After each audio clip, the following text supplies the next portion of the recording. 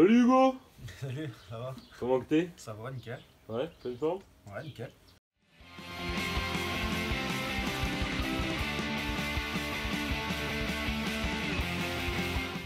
Yes, carrément. Je m'appelle Hugo, je suis un organisateur de concerts avec RTNC Asso et Canardage Asso.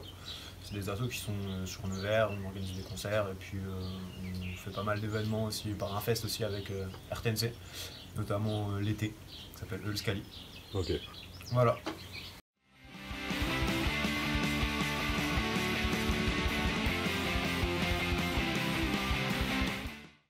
Du coup, on essaye d'être acteur le plus possible. On essaye de sans cesse enrichir la scène et faire qu'elle se développe au maximum. Surtout bah, par rapport à Nevers, qui est une ville qui a quand même pas mal vécu au niveau de la scène hardcore surtout, qui avait une bonne notoriété sur la scène française. Du coup, on essaye reprendre ça et de continuer en fait que ça se perpétue. Et on fait la même chose aussi à Chogne, du coup, qui est plus lié à la scène punk, et avec gros passé lié au Skylimut Chogne et puis à RTNC Asso, dont on est en fait totalement héritier grâce à RTNC.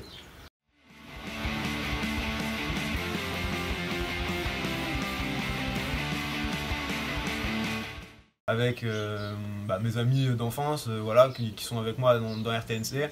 On a créé d'ailleurs l'asso ensemble à l'âge de 11 ans.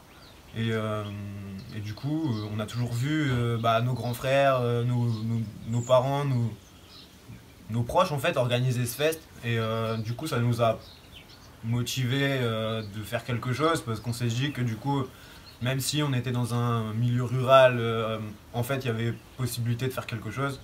Il y avait possibilité justement de créer un lien culturel et c'était ça qui était important pour nous en fait, c'était vraiment faire de Chogne, qui est notre village d'enfance où on est très attaché, de lui redonner en fait cette dimension qu'il avait auparavant grâce au Skylimut Chogne.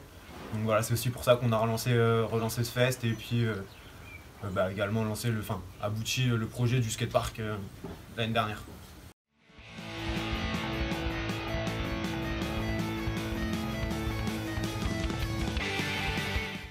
Yes. Donc du coup on organise des concerts avec Canardage Asso.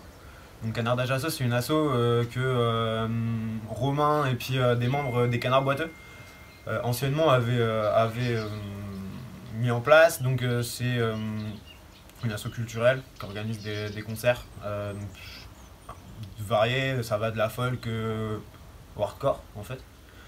Donc voilà, maintenant, désormais, on est plus investi dans cet asso. Enfin, on a toujours suivi cet asso, mais donc là, Romain a un peu laissé notre nouvelle génération arriver, donc nous a laissé plus de responsabilités. Donc maintenant, on gère tout. Donc ça, c'est assez cool. On est toujours dans la notion de collectif, ça qui est important. Il n'y a pas d'individualité qui en découle. C'est toujours le collectif qui passe avant tout. Également, c'est important pour nous de réattribuer une facette politique dans nos événements ou nos concerts.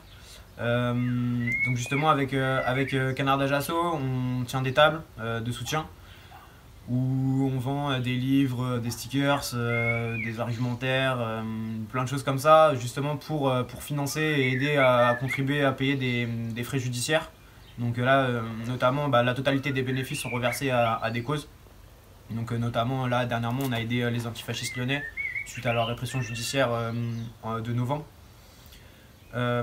Ensuite, il est important pour nous de rappeler encore et toujours que le punk c'est avant tout une contre-culture et que c'est important que ça le reste. On peut remarquer que parfois c'est un peu trop mis en arrière cette facette politique, c'est parfois volontaire mais c'est quand même important pour nous, on trouve, de réattribuer cette facette et de jamais oublier qu'en fait le punk sera jamais dissociable de son engagement politique.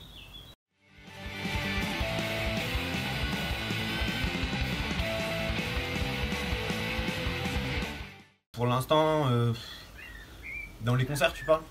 Ouais.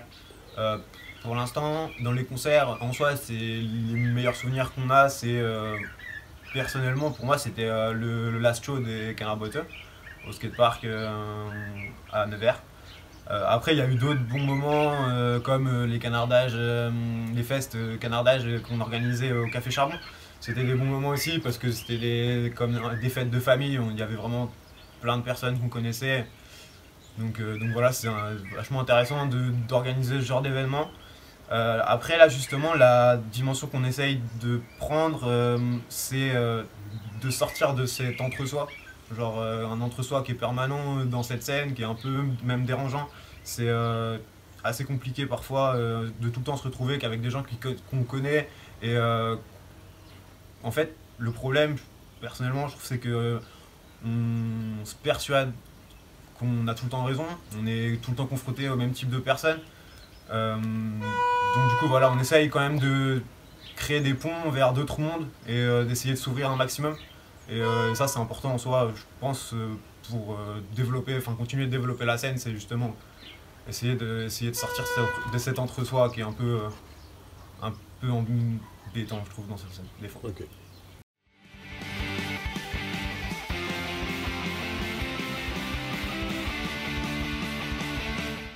Ouais, clairement, bah, de toute façon, c'est toujours les mêmes. On a toujours été tous ensemble pour les événements. Bah, c'est les personnes de Schoen, de Nevers qui nous aident, qui nous filent pas mal de coups de main, que ce soit pour la com ou parfois même pas pour la technique. Je pense à Mika ou voilà, des personnes comme ça qui nous aident souvent, ou même parfois des artisans.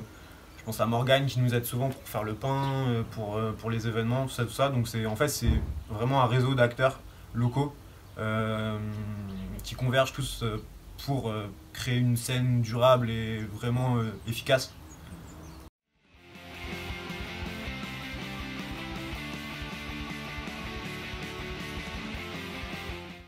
Bah, en soi, c'est quelque chose qui est assez important Enfin, nous, on a toujours pris ça comme ça, c'est assez important d'avoir des projets, des convictions. Et on a grandi en fait avec ça, c'était cette notion de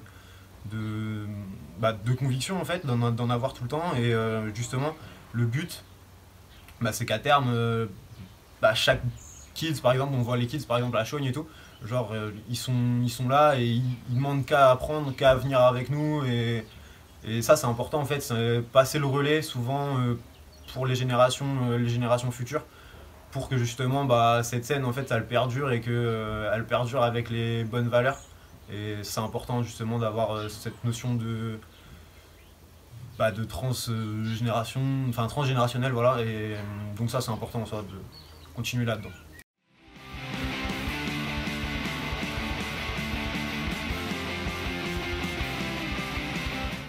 Ouais, carrément, bah, du coup on organise la warm-up du Scali. Donc c'est le 13 avril, donc ça sera aussi notamment la release partie de Homeground. Donc c'est un nouveau groupe de punk rock de Nevers avec des membres notamment des Canards Boiteux, de XX Remains et de Hangover for Breakfast. Donc voilà, c'est un groupe un peu à la Menzingers, Violent Soul. Donc c'est très cool, ils sortent leur première EP qui s'appelle Mad Habits. Donc il est notamment sorti chez Bad Wolf Records, Red Toad Music, nous avec Canardage on va aussi participer aussi à la sortie. Il y a aussi nos potes de Nevers de la Noé Asso. Donc voilà. Donc on a cet event là le 13 avril avec Intenable aussi, un groupe de Bordeaux. Ensuite, à cet event, on a aussi la projection du film, du court-métrage qui s'appelle Ball de campagne. C'est un court-métrage de Olivier Lambert qui travaille pour Lumento Film, c'est une boîte de Paris. Et c'est un gars de Chaugne en fait, et il nous a proposé de faire un court-métrage sur l'histoire du skatepark et du ball et ce lien transgénérationnel à Chaugne. Du coup, il fera l'avant-première grosso modo de la projection le 13 avril. Ok. Et aussi on a le Scali après le 31 août. Et, voilà. Et on annoncera l'affiche du Scali le 13 avril.